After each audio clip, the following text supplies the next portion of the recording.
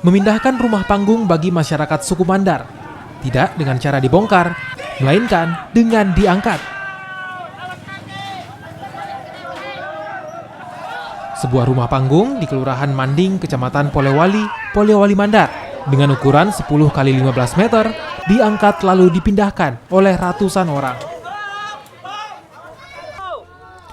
Hanya memakai peralatan dan teknik sederhana, ratusan warga secara bersamaan mengangkat badan rumah mengikuti komando.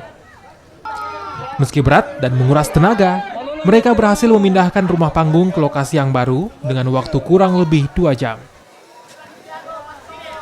Tradisi angkat rumah umumnya dilakukan usai sholat Jumat dan diumumkan melalui masjid.